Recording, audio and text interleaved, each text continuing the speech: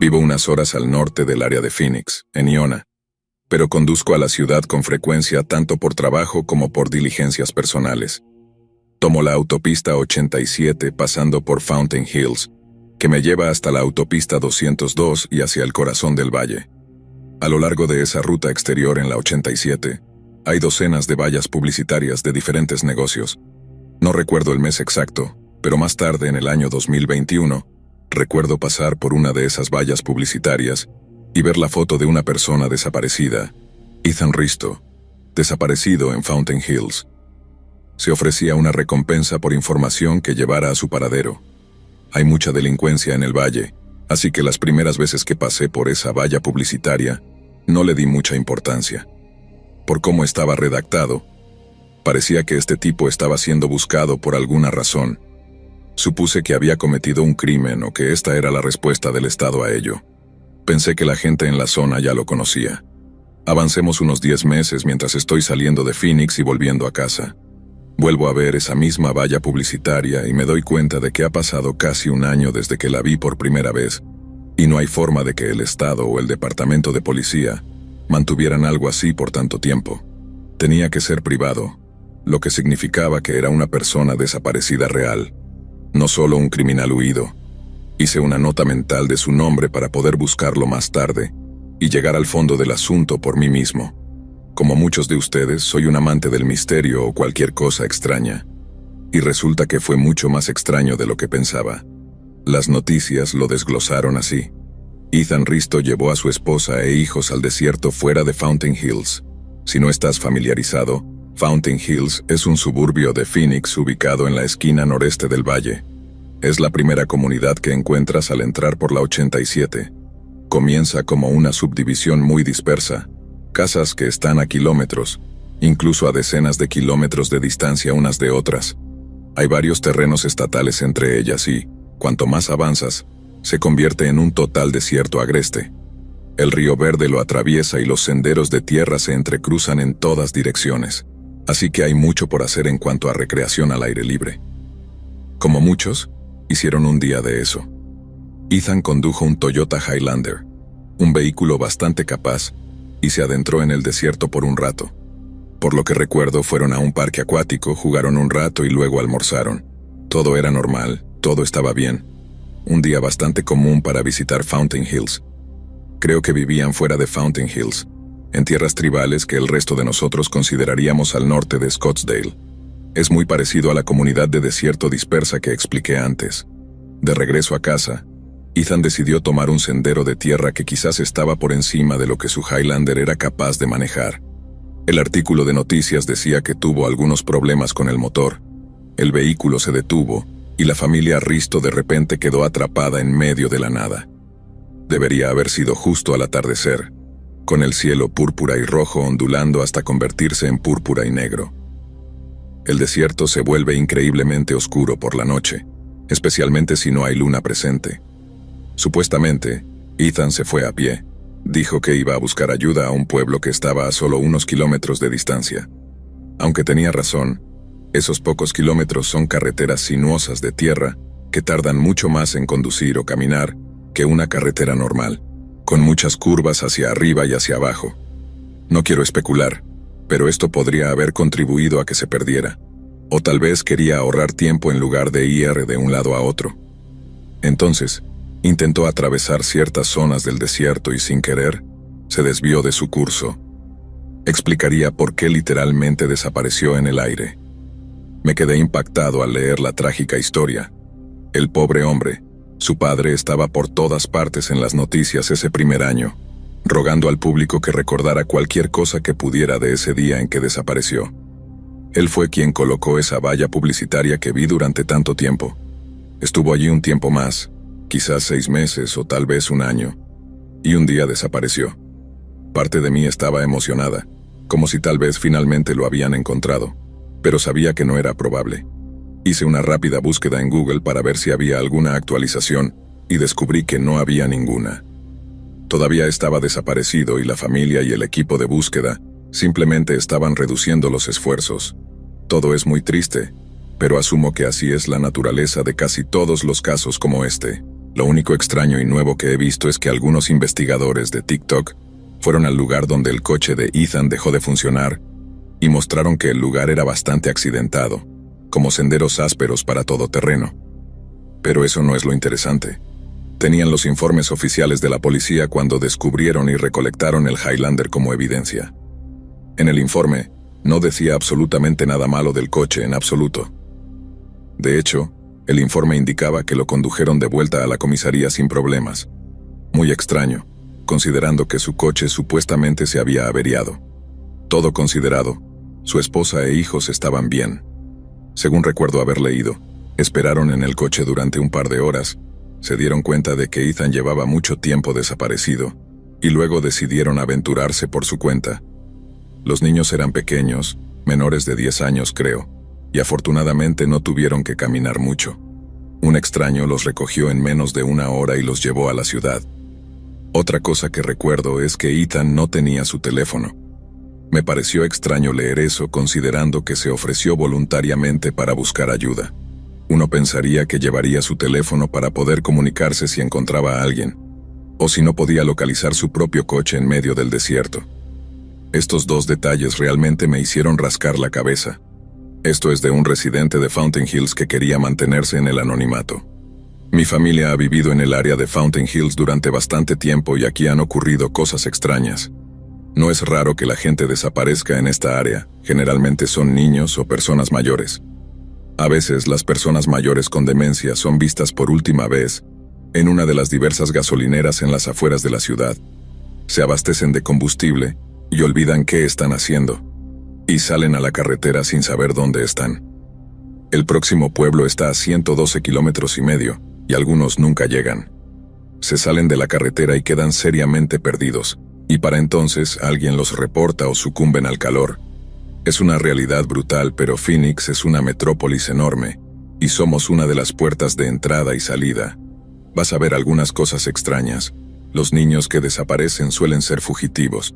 De nuevo, vistos por última vez comprando cigarrillos o bebidas energéticas en alguna cámara de seguridad antes de desaparecer en la oscuridad del desierto. No se encuentran porque algunos de ellos no quieren ser encontrados, o al menos no al principio. Realmente no sigo muchas de estas historias porque, francamente, hay demasiadas y o bien se resuelven o no. Cuando Ethan desapareció, fue algo diferente. No desapareció de pasada, sino que aparentemente desapareció en algún lugar de la ciudad. Tienes que entender que no hay información oficial que veas en las noticias, y luego toda la información local que no reportan. Personalmente, no quiero profundizar demasiado en esto, pero solo piensa en los hechos. Esta sigue siendo una investigación abierta, ya sea un caso cerrado o no. Hay algunas cosas en 3TV y Fox 10 que simplemente no reportan.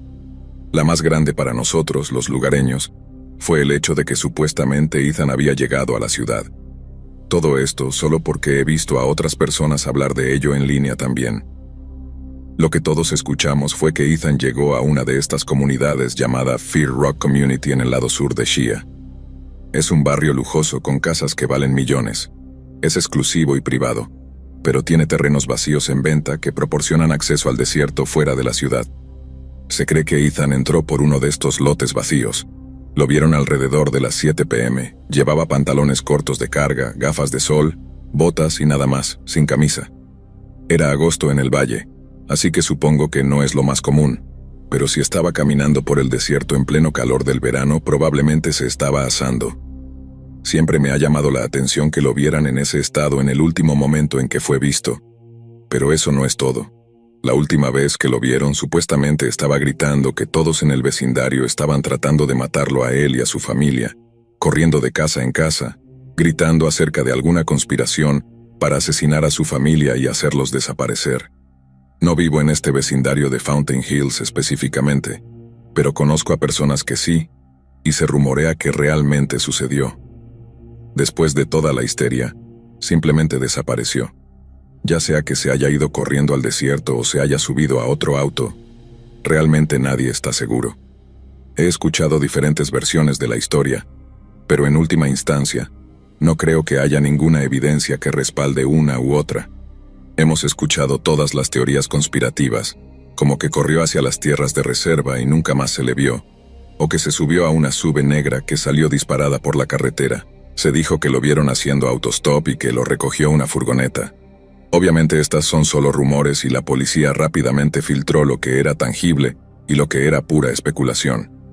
Pero hubo una cosa muy extraña que escuché, y fue que su familia también podría haber sido vista en el vecindario. Es una historia extraña, y no podía decir si la persona que la contaba afirmaba que estaban todos juntos a pie o todos juntos en su coche. Sabía que habían estado dando vueltas por el desierto cuando su coche se atascó o algo así, y eso es lo que desencadenó toda la situación.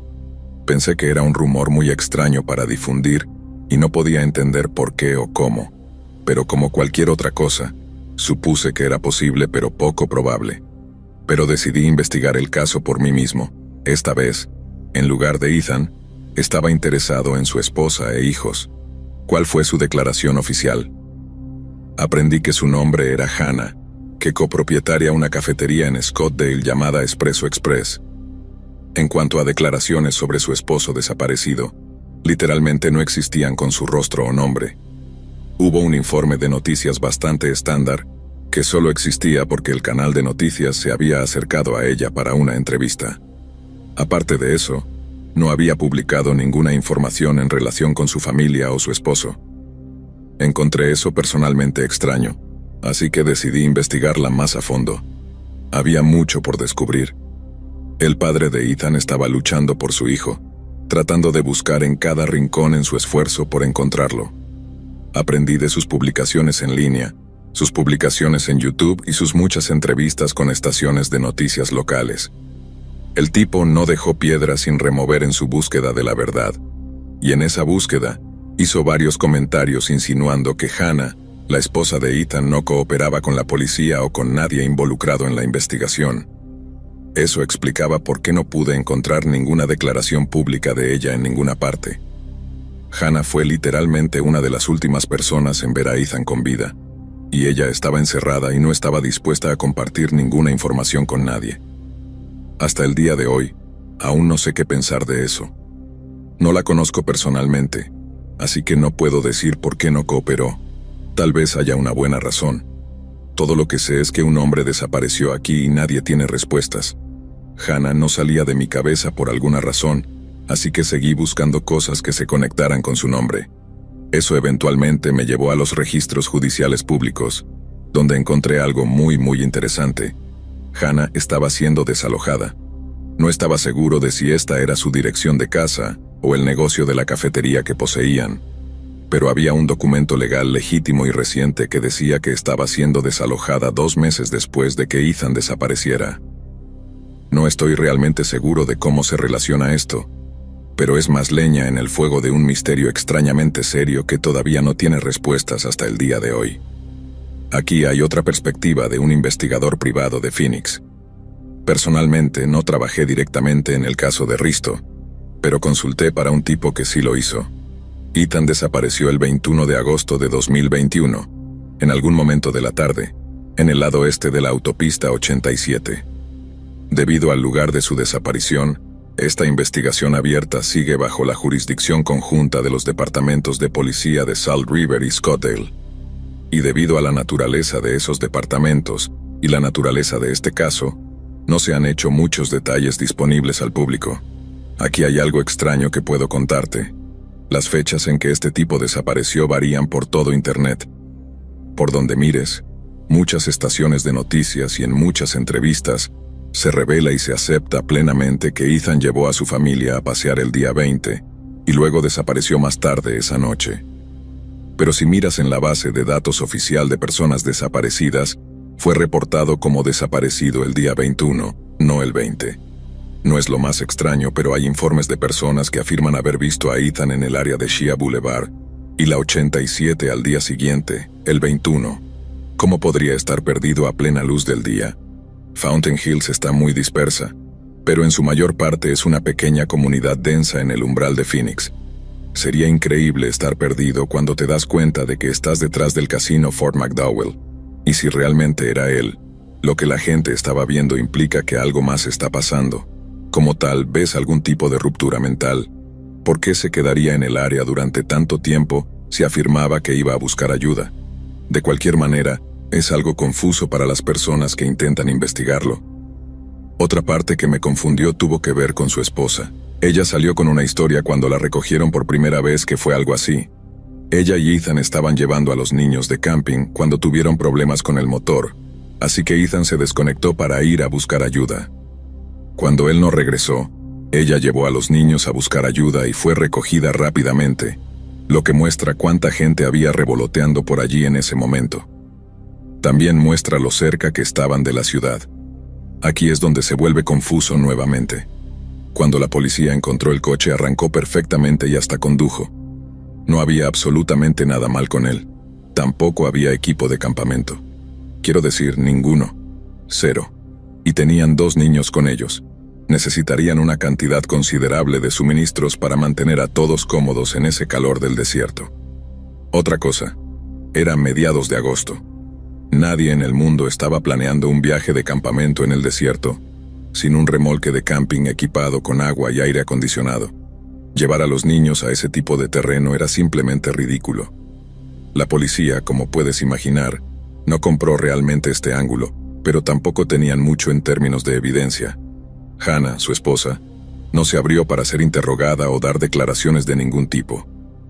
Todo es un comportamiento muy extraño, especialmente cuando se combina con su historia sobre acampar en tierras de reserva, nada menos. 2 años después de que Ethan desapareciera, una estudiante de NEA hizo un informe interesante para los detectives principales del caso. Estaba pasando por el área de Fountain Hills de camino a Flagstaff, cuando pasó junto a un camión de caja polvoriento. Había algo escrito en el polvo en la parte trasera, y uno de los mensajes decía claramente, llamar al 911. Esto llamó su atención, así que se quedó detrás del vehículo para tratar de entender la situación. Había un nombre escrito en el panel trasero, pero la luz que se desvanecía lo hacía muy difícil de leer. Después de un par de kilómetros de entrecerrar los ojos y trabajar desde diferentes ángulos, vio que decía, Ethan. Llamó a su papá, quien le dijo que llamara al 911 y hiciera un informe por sí misma. Él buscó en línea y encontró a Ethan Risto en la base de datos de Arizona, así que sabía que podría estar relacionado. Nuevamente, no estoy personalmente involucrado en la situación, pero según lo que sé, los detectives pudieron seguir el camión de caja que se confirmó que no estaba relacionado con el caso.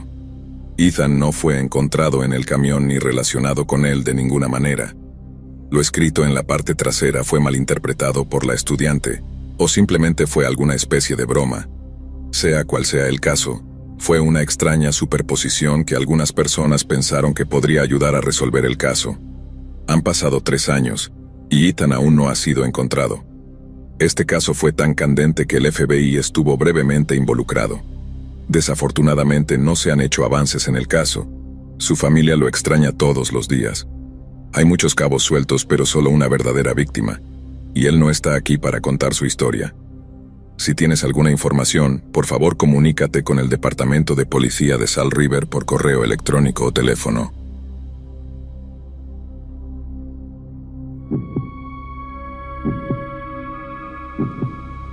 Sí, he oído hablar de Septic Tank Sam.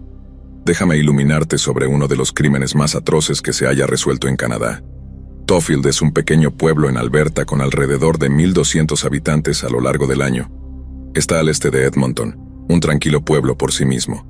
En 1977, una pareja llamada Charlie y Mavis McLeod decidieron reemplazar la bomba de una fosa séptica en su hogar.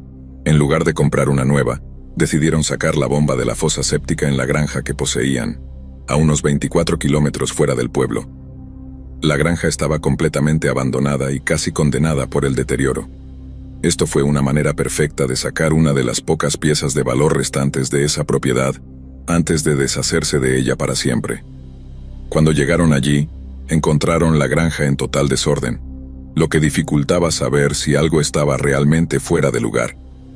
No informados sobre los eventos que vendrían, Charlie y Mavis fueron a la fosa séptica y la abrieron, solo para encontrar un calcetín y un zapato flotando en el desagüe.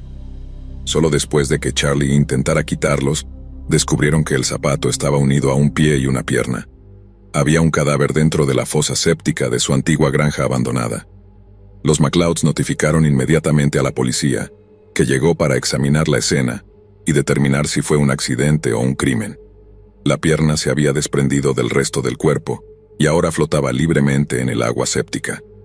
Los oficiales de policía que llegaron no tenían un método para drenar rápidamente la fosa. Se vieron obligados a vaciarla a mano, usando cubetas vacías de helado para sacar el agua, medio galón a la vez. Una vez que la fosa estuvo vacía, pudieron ver el estado del cuerpo.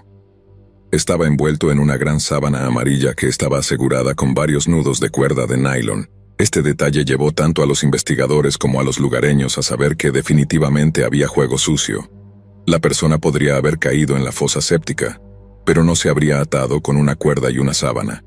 Alguien usó la fosa séptica como método de disposición. Una vez que el cuerpo estuvo fuera, el siguiente paso fue descubrir el género y la causa de la muerte. Yo era solo un niño cuando todo esto salió a la luz. Apenas estaba en primer grado. Recuerdo algunas de las cosas que mis padres decían, y los demás adultos que conocía. Al principio todos desconfiaban mucho de la pareja que descubrió el cuerpo, los McLeods. No los conocía, nunca los había conocido, ni siquiera había oído hablar de ellos. Así que no entendía por qué estaban siendo investigados.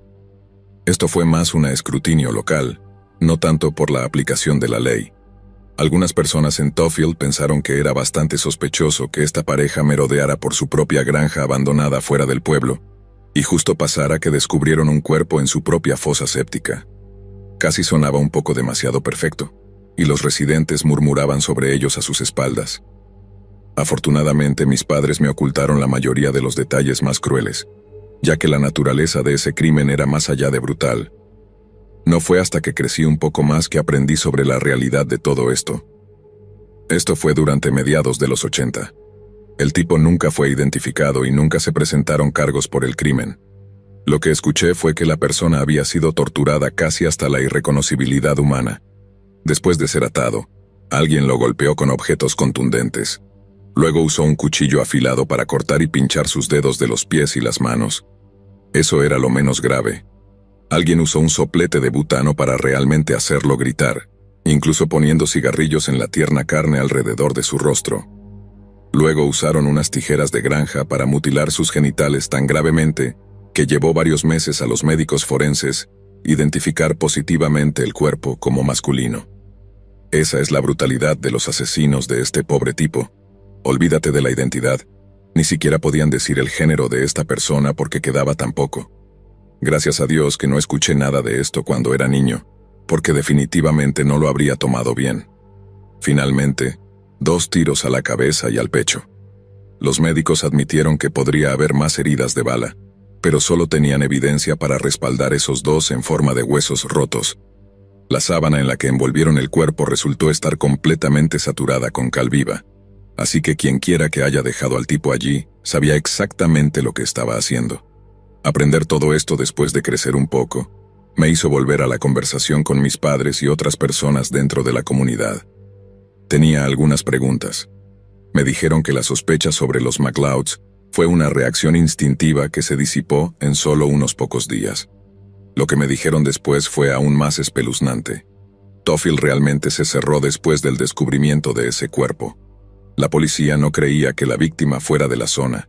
Nadie se presentó y no había superposición de personas desaparecidas en ese momento. Pero el asesino o los asesinos definitivamente eran de la zona. Solo un local sabría sobre la granja abandonada justo afuera del pueblo. Alguien que hubiera vivido allí durante un tiempo, quizás que haya conducido mucho.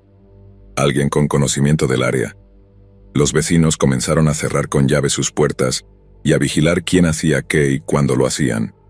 Todos especulaban sobre quién podría haber sido. Sam de la fosa séptica fue enterrado en una tumba sin marcar en esta comunidad, pero a medida que avanzaba el misterio de su asesinato, su cadáver fue exhumado no una, sino 2 veces. La primera vez fue en 1979, cuando algunos profesionales de la Universidad de Oklahoma se enteraron del caso y decidieron hacer una reconstrucción facial en 3D para ver si eso ayudaba. En ese momento, los médicos que examinaron a Sam de la fosa séptica estaban bastante seguros de que era caucásico y tenía unos 20 años. Ese equipo en Oklahoma hizo algunas revelaciones interesantes. Aprendieron que probablemente era diestro y casi con certeza indígena en su etnia. También parecía ser mayor de lo que inicialmente creían, más cerca de los 35 años. Esto contradecía casi todo lo que había dicho el primer médico forense y arrojaba una nueva luz sobre el caso y quién podría estar involucrado. Cuando escuché todo esto me dio una perspectiva única. Escuché la misma historia 3 veces y cada vez era diferente, y eso desentrañaba la verdad de la última versión que afirmaba contenerla. Es repugnante pensar en ello. Pero qué extraño experimento tener en un pueblo, como el juego del teléfono, pero donde todos los susurros son sobre quién fue asesinado y quién lo mató. La siguiente parte es desde la perspectiva de un periodista canadiense. Personalmente no estuve presente para el caso original, pero escribí artículos para un medio de tamaño mediano en 2000, el mismo año en que a Sam de la fosa séptica lo exhumaron por segunda vez. Ha habido muchas preguntas que conciernen a este misterioso cadáver, pero debe haber un serio atasco para ser exhumado 2 veces. Querían reconstruir su rostro nuevamente, pero también querían una muestra de ADN, así como moldes dentales para comparar registros. Verás, decenas y decenas de personas habían salido de la nada, personas tan lejanas como California, afirmando que Sam de la fosa séptica era algún tipo de familiar. El hombre fue desechado en una camisa de trabajo y pantalones vaqueros, por lo que se aceptaba comúnmente que era un trabajador migrante de algún tipo, ya sea de la construcción o la agricultura. Si estas personas desaparecidas no tenían un trabajo o un estilo de vida que se alineara con eso, fueron descartadas rápidamente. Mucha gente afirmaba que Sam era su primo, tío o lo que sea. Los registros dentales eran una forma de probar y refutar eso, y eran las razones más importantes para la segunda exhumación. La policía empezó a desacreditar teorías una tras otra, ya que no hubo una sola coincidencia dental. Hubo una posible coincidencia que algunos detectives de la web estaban apuntando. Todos nosotros en la prensa nos enteramos de eso. Un hombre nativo llamado Edward Arond desapareció en 1975 y su auto fue encontrado cerca del área. El hombre nunca fue visto de nuevo, así que cuando se corrigió que Sam de la fosa séptica era nativo, estos detectives de la web insinuaron que tal vez eran la misma persona. Los registros dentales entraron para frustrarlos, aunque resultó que Edward había perdido 6 dientes, mientras que Sam de la fosa séptica tenía todos sus dientes intactos. Estaban en una salud increíblemente pobre, ya que se enviaron por todo Canadá y Estados Unidos. Los moldes y las fotos se enviaron a dentistas de todo el país en un intento de ver si alguien alguna vez había trabajado en esta persona antes. Ninguno tenía ningún registro de él, aunque su único comentario consistente era que los dientes del tipo eran definitivamente terribles. Era una verdad triste que despejó muchas teorías falsas.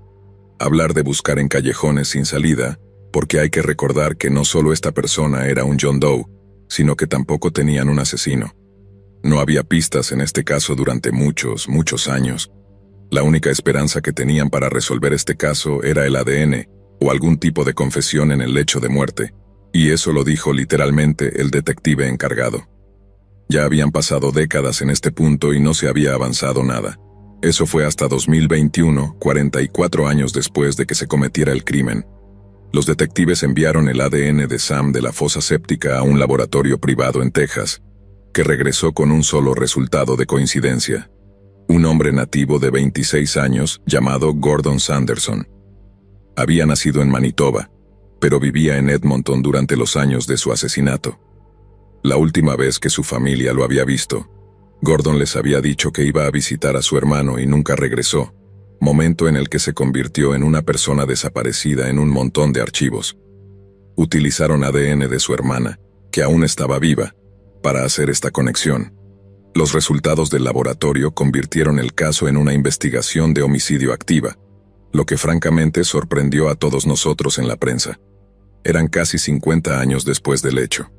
Creíamos que había una gran posibilidad de que el asesino ni siquiera estuviera vivo en este punto. Era como perseguir fantasmas en este momento, pero francamente siempre lo había sido. No teníamos un nombre para este pobre tipo durante la mayor parte de 4 décadas, pero ahora lo tenemos. Gordon Sanderson fue brutalmente asesinado en algún momento del año 1977. Las llamadas adecuadas ni siquiera se hicieron. Esta historia dio vueltas no solo en los titulares, sino a través de las generaciones. Tuve que entrevistar a personas que apenas recordaban nada. El tiempo es una cosa divertida cuando se trata de justicia, porque hace más daño que cualquier cosa.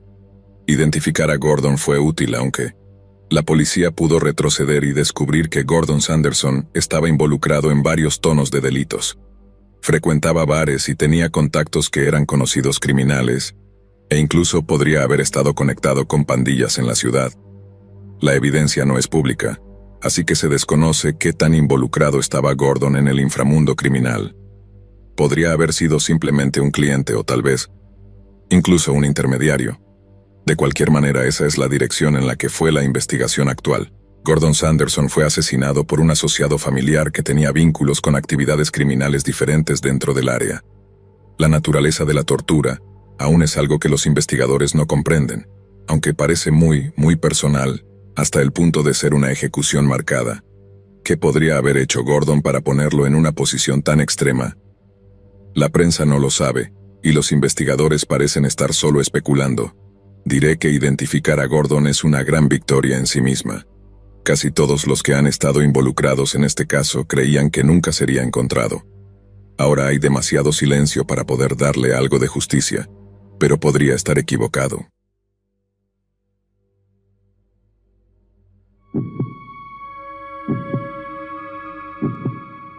Ahora tengo una historia espeluznante para ti.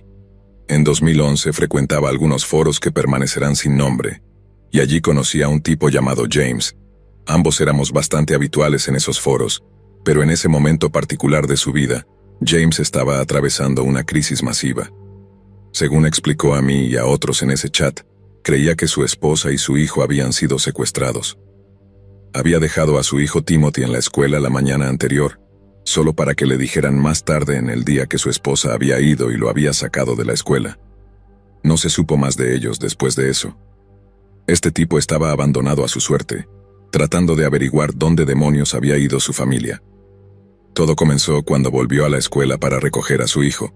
La escuela le notificó que Timothy no estaba allí. Su esposa lo había sacado de la escuela más temprano en el día, citando alguna emergencia familiar. Según su conocimiento, no existía tal emergencia. Llamó para asegurarse, pero la crisis resultó ser una mentira, solo para que su esposa pudiera llevarse a Timothy de la escuela. Lo que comenzó como una discusión asombrosa en un foro de internet, rápidamente se convirtió en noticias nacionales. James, Timothy y su esposa. Todo fue un escándalo masivo y una cacería humana, ya que nadie sabía dónde estaban. Tenía un asiento en primera fila para ver cómo la vida de este tipo se desmoronaba por completo, y era desgarrador en todos los sentidos. Todos sentimos una culpa suprema cada vez que intentábamos ofrecer consuelo. ¿Qué se puede decir a alguien que ha perdido tanto tan rápido? Creo que pasaba su tiempo en línea como una forma de terapia, pero también como una forma de difundir el mensaje. Sea lo que sea, me alegré de estar allí para él y de ofrecerle consejos y un oído para desahogarse si era necesario. En ese momento, sin embargo, trabajaba con información muy limitada. Todos lo estábamos, ya que era un caso que se desarrollaba en tiempo real. Desde entonces, he perdido contacto con James, desafortunadamente, hace muchas lunas. Pero debido a la cercanía de este caso, siempre he seguido cualquier actualización que llegue. Como pueden imaginar, no aparece mucha información sobre Timothy. Era un niño lindo, solo en primer grado, y no merecía tener un capítulo tan horrible en su vida. Hay un artículo que recuerdo haber leído y lo usaré para especular, porque no es por eso por lo que estamos aquí de todos modos, para tratar de entender cosas como esta. Esto fue hace un par de años, alrededor del tiempo que hubiera sido el cumpleaños número 18 de Timothy. La hermana de Amy concedió una entrevista a un canal de noticias local e hizo una teoría extraña. Explicó que había llamado a la familia el 13 de mayo, en algún lugar entre Sterling y Mount Carroll. Amy se detuvo un poco, fuera de lo común, si podemos confiar en los informes de datos de teléfonos celulares, y luego hizo las llamadas en privado. Incluso dejó que Timothy hablara con algunos miembros de la familia. Después de las llamadas, Amy apagó su teléfono, lo lanzó detrás de un silo de granos y nunca lo volvió a usar. Su familia cree que este fue el momento en que Amy decidió comprometerse completamente con su plan y no volvería a casa. Las llamadas fueron tanto una distracción como un adiós. Pero la hermana de Amy hizo un comentario interesante. Dijo que entre Sterling y Mount Carroll hay un camino de campo antiguo que te lleva a Iowa. Amy y su hermana crecieron tomando estos caminos antiguos hacia Iowa y todas las pequeñas comunidades pintorescas de la zona. Sus abuelos vivían allí, y Amy incluso pasó algún tiempo viviendo por esa zona cuando era más joven. Solo se mencionó a Dubuque como la única ciudad. Su hermana llegó tan lejos como para decir que creía que Amy dejó a Timothy con un contacto en Iowa, lo que explica por qué ha sido tan difícil localizarlo. También explicaría el manejo errático y el extraño desvío para hacer una llamada. Es como si le hubiera permitido a Timothy llamar antes de entrar en Iowa para ese intercambio. Mi mente fue a otro lugar, sin embargo. He conducido por esas áreas y una comunidad en particular viene a mi mente. Hay muchos Amish en Iowa, y por alguna razón es a eso a lo que mi mente divaga. Sería difícil para Amy convencer a una persona promedio de que tomara a su hijo, especialmente después del suicidio y la cacería humana. Hay mucho riesgo para un niño que no está en peligro. Pero, ¿y si tenía una conexión con la comunidad rural y desconectada? Simplemente lo dejó allí. Los Amish no reciben las noticias de la misma manera que nosotros. Podrían pasar semanas, meses o incluso años antes de que se enteren de la historia, y para entonces estarías completamente integrado en una nueva comunidad. Obviamente no tengo evidencia para respaldar esto, pero cuando vi ese artículo de la hermana de Amy hace un par de años, fue el primer lugar al que fue mi mente. ¿Qué tan fácil sería desaparecer en un lugar donde nadie sabe que estás desaparecido? De cualquier manera, deseo absolutamente lo mejor para Timothy, y espero que esta historia arroje algo de luz sobre una tragedia enormemente pasada por alto.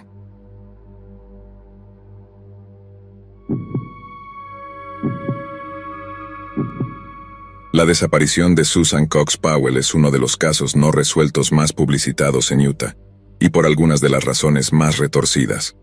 En la mañana del 6 de diciembre de 2009, Susan y sus hijos Charles y Braden fueron a la iglesia. Más tarde, un amigo de la familia los visitó en su casa en West Valley City, Utah, justo afuera de Salt Lake, y esta sería la última vez que la mujer fue vista con vida. Toda la familia fue reportada inicialmente como desaparecida al día siguiente, después de que sus familiares se alarmaran al no dejar a los niños en su guardería. La policía llegó para investigar la residencia de los Powell, pero la encontraron vacía, y más tarde los investigadores encontrarían rastros de la sangre de Susan en el piso cerca del sofá. Al día siguiente, el esposo de la mujer, Joshua, regresó a casa con los dos niños. Al ser interrogado, le dijo a la policía que él y sus hijos se fueron mientras su esposa aún estaba durmiendo en la madrugada del 7 de diciembre, y ese día llevó a sus hijos de camping a Simpson Springs, en el oeste de Utah. Las cosas comenzaron a tomar un giro extraño cuando la policía no encontró evidencia de un campamento en el lugar que el padre había indicado. Lo que fue aún más sospechoso fue el hecho de que el hombre llevara a los niños de camping cuando estaba nevando intensamente. La policía lo declaró de inmediato como una persona de interés en la desaparición de Susan. Unas semanas después, en enero de 2010, el señor Powell y sus hijos se mudaron de regreso a Puyallup, Washington, para vivir con su padre Steve. Joshua afirmó que ya no podía permitirse vivir en Utah después de haber sido despedido de su trabajo. En septiembre de 2011, Steve Powell fue arrestado por cargos de voyeurismo, encontrándose en su posesión miles de imágenes de mujeres siendo grabadas en video sin su consentimiento. Impactó a todos descubrir que una de estas sujetos inconscientes era Susan, la esposa desaparecida de su hijo. Después del arresto, los hijos de los Powell fueron enviados a vivir con los padres de Susan, mientras que se le otorgaron al padre privilegios de visita supervisada limitada. El 5 de febrero de 2012, un trabajador social llevó a los niños para su visita supervisada, y los niños se emocionaron y corrieron hacia adelante. Rápidamente entraron en la casa y para cuando el trabajador social llegó a la puerta, se dio cuenta de que estaba cerrada con llave. El pánico surgió cuando olía a gasolina por todas partes. Preocupado llamó al 911 y momentos después la casa explotó, matando instantáneamente a los 3 ocupantes dentro. La investigación subsecuente descubrió que justo antes de la explosión, Josh había asesinado brutalmente a sus hijos pequeños. Las otras personas que la policía creía que tenían conocimiento del paradero de Susan fallecieron por varias razones. El hermano de Josh, Michael falleció en 2013 al saltar desde el techo de su apartamento en Minneapolis. La policía supuso que estaba muy involucrado en el caso. Mientras tanto, Steve murió en 2018, después de cumplir su condena en prisión. Hoy en día, Susan Powell sigue desaparecida. Nadie sabe exactamente qué le sucedió ni dónde está ahora, y lo menos que las autoridades pueden esperar es encontrar sus restos. Uno no puede evitar preguntarse cuál podría ser el mayor secreto que estos tres hombres llevaron a sus tumbas. ¿Acaso el peso de la culpa ya era demasiado grande, forzándolos a finalmente rendirse para siempre?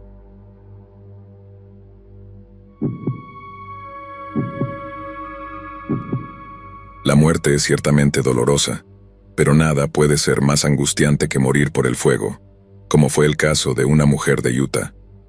Lo que es aún más desgarrador es que tal incidente quedaría sin resolver durante muchos años. Alrededor de la medianoche del 22 de febrero de 1990, los bomberos fueron llamados a una emergencia de incendio que ocurría en una casa en Cottonwood Heights, en el condado de Salt Lake, Utah. Los vecinos informaron a las autoridades que escucharon gritos desde el interior del edificio residencial donde vivía Michelle Holling, una madre de 28 años.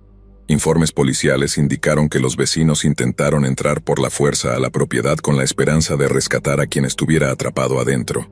Sin embargo, no pudieron hacerlo. Después de que el incendio se calmó, los inspectores descubrieron que las puertas habían sido barricadas desde el interior. Lo que encontraron allí fue el cuerpo de Holling, y estaba tan gravemente quemado que los examinadores médicos tuvieron que usar sus registros dentales para identificarla. Tampoco pudieron determinar si murió por el fuego o si fue asesinada antes. La investigación posterior reveló que el incendio definitivamente no fue un brote accidental, no con la presencia de acelerantes de fuego encontrados en la cama de la víctima, y así se presentó un caso de incendio provocado. La policía no podía estar segura si el líquido inflamable también fue vertido sobre el cuerpo de la mujer. Se hicieron pruebas, pero incluso después de 30 años, los investigadores aún no podían llegar a una conclusión.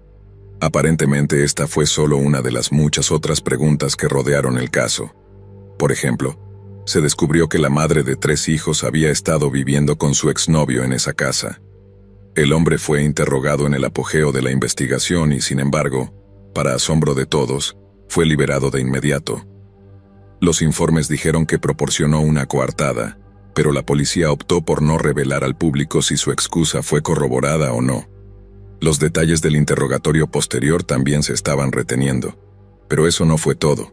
Hasta hoy nadie conoce el nombre del misterioso compañero de convivencia de Holling. La policía parecía estar tan empeñada en ocultar su identidad, que retiraron y ocultaron fotos de él en sus archivos. Si hay algo que se sabe sobre él, son las presuntas informaciones que dicen que había estado fabricando y vendiendo metanfetaminas. Uno de los hijos de Holling llegó a confesar que su madre también había sido consumidora de la droga. Ahora se están considerando algunas posibilidades. ¿Podría el incendio provocado y el asesinato ser el resultado de un negocio de drogas fallido, considerando cómo la policía lo dejó libre de inmediato? ¿Podría esto también ser algún tipo de encubrimiento? Hasta el momento, el caso de Michelle Holling permanece abierto.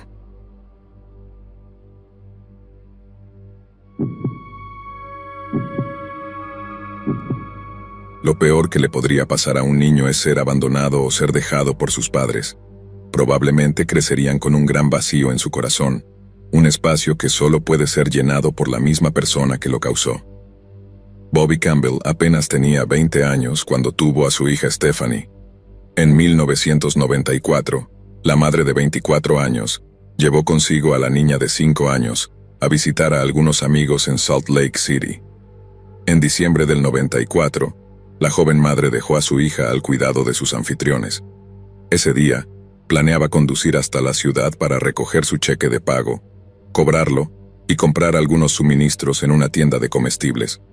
Todos se preocuparon cuando ella no regresó ese día, y tras investigaciones, se descubrió que la joven madre nunca había recogido su cheque, ni había ido al banco o a la tienda de comestibles. Así, Bobby desapareció de la nada. Los miembros de su familia pensaron que esto era muy poco característico de ella, considerando que no podía vivir sin su bebé a su lado. Sus abuelos le dijeron a la policía que ella podría haber estado en peligro debido a su presunta adicción a las drogas, y sin embargo las autoridades no parecían estar de acuerdo con tales acusaciones, sabiendo que no había habido actividad errática en sus tarjetas de crédito o cuentas financieras desde 1995. Sin pistas que seguir, la policía tuvo que dejar el caso en segundo plano. Sin embargo, los amigos y familiares de Bobby continuaron trabajando para encontrar pistas. 6 meses después de su desaparición, la policía de Salt Lake recibió una pista que decía que la mujer podría haber sido vista en un parque local. Se realizó una investigación de seguimiento, pero una vez más, no condujo a nada. Luego llegaron noticias a fines de 1995. El automóvil que había conducido el día que desapareció supuestamente fue encontrado abandonado cerca del río Jordan. Su bolsa de maquillaje, ropa e incluso el regalo de Navidad que aparentemente compró todavía estaban adentro. Este fue el mayor avance en el caso, pero nada ocurrió después de eso. Después de estar desaparecida durante casi 30 años, es posible que los detectives tengan que concluir que Bobby ya no está viva. A pesar de esto, su hija Stephanie, que ahora tiene 26 años, cree firmemente que su madre rubia y de ojos azules, ahora de 51 años, volverá algún día. Tal fe y optimismo son nada menos que admirables, y demuestran el amor inquebrantable de un hijo por una madre que puede haberla abandonado cuando era pequeña.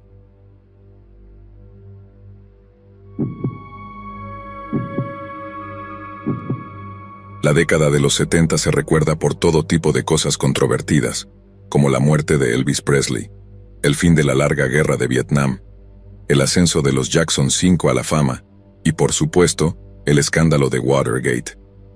Pero en esta era también ocurrió uno de los casos de asesinato más publicitados que sacudieron al país. El caso del asesinato de Anthony Adams. El 6 de noviembre de 1978, se descubrió un cuerpo desnudo bañado en sangre y atado contra el radiador dentro de un apartamento en Salt Lake City. La víctima fue identificada más tarde como Adams, quien trabajaba como conductor de autobús de la ciudad y solo tenía 25 años cuando fue apuñalado varias veces, 5 veces en el cuello y 2 en el pecho. En el punto álgido de la investigación, los médicos forenses enfatizaron que una de las heridas en el cuello cortó tan profundamente que casi le rompió la columna vertebral. Los investigadores señalaron que esta herida manifestaba el intenso odio del asesino hacia el fallecido. Sin embargo, esta teoría no podría estar más lejos de la verdad. Vale la pena señalar que Adams era negro, gay, y había sido un ferviente activista social, así como un defensor de lo que entonces era la incipiente comunidad LGBTQ en Salt Lake City. Estas 3 características prácticamente significaban un desastre para cualquiera que viviera en los años 70. Al menos eso creían los partidarios y la familia de Adams. También suponían que las autoridades locales nunca investigaron verdaderamente el asesinato, e incluso podrían haber eliminado evidencia significativa que podría haber ayudado a resolver el caso. Recientemente, un equipo de detectives de casos sin resolver de Salt Lake City revisaba algunos de los casos más antiguos que tenían en su oficina. Uno de ellos era el de Adams y mientras revisaban los materiales, se dieron cuenta de que sus predecesores habían encontrado algunas pruebas físicas relacionadas con el caso de hace 35 años. Sin embargo, también descubrieron que estos materiales habían desaparecido en el aire. Estas pruebas podrían haber ofrecido la oportunidad para que los investigadores recientes realizaran pruebas de ADN, y posiblemente pudieran haber obtenido un perfil de ADN del asesino, pero aparentemente esa oportunidad ya pasó. En este momento, la teoría de trabajo prevaleciente es que el asesinato podría haber sido uno de esos casos crónicos relacionados con actos de violencia contra las personas LGBTQ. De hecho, unas semanas después del incidente de Adams, otro hombre gay, Doug Coleman, fue asesinado a tiros en algún lugar de Salt Lake City. Luego, unos meses más tarde, una lesbiana llamada Mona Ulavari fue violada y asesinada a pocas cuadras de su casa dentro de los límites de la ciudad. Los años 70 definitivamente fueron una época oscura para las personas LGBTQ, no solo en Utah, sino también en todo el país. Solo podemos imaginar el terror y el miedo con los que lidiaba la comunidad en esos días.